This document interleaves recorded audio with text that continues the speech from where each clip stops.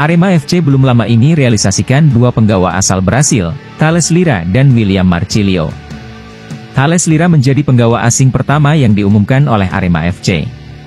Mantan bek PSS Sleman itu resmi diumumkan pada Senin, 1 Juli 2024.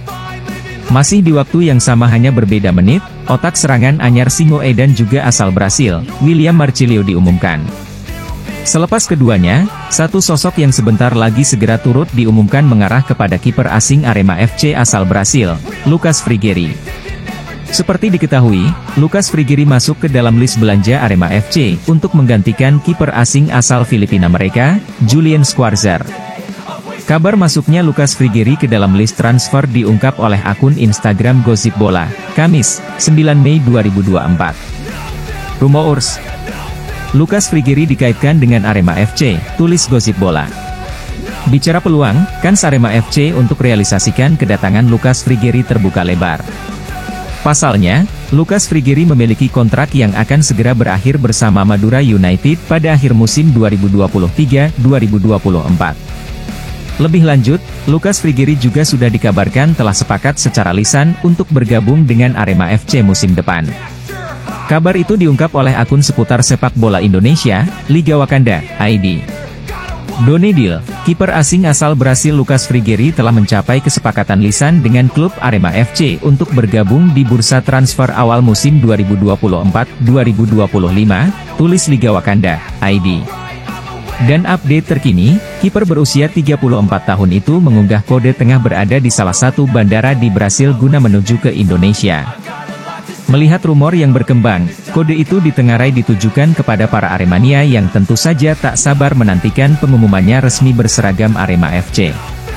Patut dinantikan bagaimana realisasi kedatangan Lucas Frigeri musim depan, akankah benar segera diumumkan Arema FC atau justru sebaliknya? Tak hanya Lucas Frigeri saja yang dikaitkan dengan Arema FC di Liga 1 2024 ini, melainkan ada sosok winger Brasil yang turut masuk ke radar Singo Edan. Belakangan muncul rumor bahwa pemain Persekat Tegal di Liga 2 2023 lalu yang berasal dari Brasil, yakni Matheus Souza dikaitkan dengan Arema FC. Melirik dari unggahan Instagram Quotes Arema pada Selasa, 2 Juli 2024 lalu rumor dikaitkannya Matheus Souza dengan Arema FC dapat diketahui. Sayap kiri asal Brasil, Matheus Souza yang sebelumnya bermain untuk Perkat Tegal dikabarkan diminati Arema FC, tulis akun fanbase Singo Edan tersebut. Melihat Arema FC yang membutuhkan tambahan amunisi untuk lini serangnya, tentu Matheus Souza bisa menjadi opsi yang cukup menarik bagi Singo Edan, mengingat performanya di Persekat Tegal tak terlalu buruk. Dari 8 laga bersama Persekat Tegal, Matheus Souza membukukan 1 gol dan 1 assist di Liga 2 2023.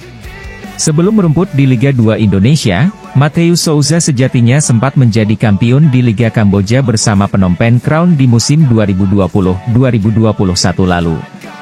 Dengan tampilnya Arema FC di Liga 1 2024, Matheus Souza yang berlabel 2,61 miliar rupiah via Transfermarkt itu bisa digoda untuk bermain di kasta tertinggi sepak bola Indonesia ketimbang bertahan di Persekat Tegal.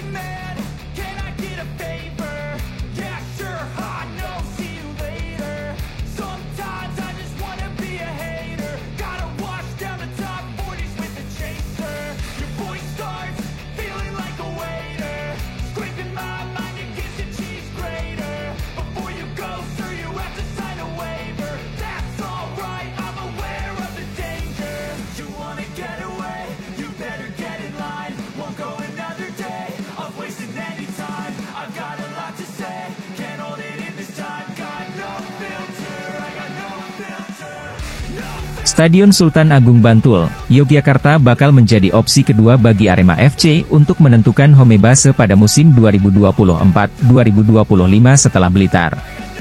Seperti diketahui, proses Arema FC untuk memakai Stadion Soe Priadi Blitar masih menemui jalan terjal. Wali Kota Blitar sempat menolak Arema FC untuk memakai stadion yang memiliki kapasitas hingga 15.000 penonton itu. General Manager Arema FC, Yusrinal Fitriandi menyampaikan bahwa Stadion Sultan Agung Bantul dipilih lantaran kerap menjadi venue laga usiran di kompetisi Liga 1. Selain itu, pada musim ini Barito Putra juga berencana memakai Stadion Sultan Agung sebagai home base. Misalkan di Blitar masih berjalan alot, ya kami akan pindah ke Bantul, ucapnya pada Senin, 1 Juli 2024. Meski demikian, Arema FC masih berharap bisa memakai Stadion Soe Priadi Blitar sebagai home base. Selain faktor kedekatan dengan Malang, nantinya Arema FC juga hanya setengah musim saja bermain di luar Malang. Arema FC berharap sudah bisa berkandang kembali ke Malang di Stadion Kanjuruhan di putaran kedua. Stadion Kanjuruhan diproyeksi sudah dapat dipakai pada Januari 2024. Di Blitar ini kami masih melakukan komunikasi. Rencananya 7 Juli 2024 kami akan melakukan pertemuan dengan Wali Kota Blitar dan pemerintah setempat, ungkap Inal. Sebenarnya, pertemuan Arema FC dengan pemerintah Kota Blitar akan dilakukan dalam beberapa hari kemarin. Akan tetapi pertemuan tersebut ditunda dan diganti pada 7 Juli 2024 nanti. Arema FC juga berencana menyodorkan sejumlah instrumen saat pelaksanaan pertandingan Liga 1 nanti kepada Pemkot Blitar, terutama berkaitan dengan faktor keamanan. Kami memahami ada dinamika yang disampaikan oleh Wali Kota. Tapi kami perlu memberikan penjelasan secara regulatif, termasuk bagaimana kami mengantisipasi hal-hal yang disampaikan pada 2020 lalu. Tapi sekarang regulasi sangat mengedepankan faktor keamanan, makanya kami melakukan komunikasi, kata manajer operasional Arema FC, Sudarmaji.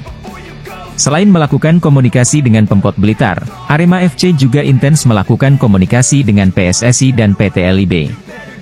Hingga rekomendasi stadion yang bisa digunakan sebagai home base Arema FC selain di Blitar. Kami masih memiliki keyakinan untuk bisa bermain di Blitar. Karena kami terus melakukan report progress. Termasuk soal asesmen, tandasnya.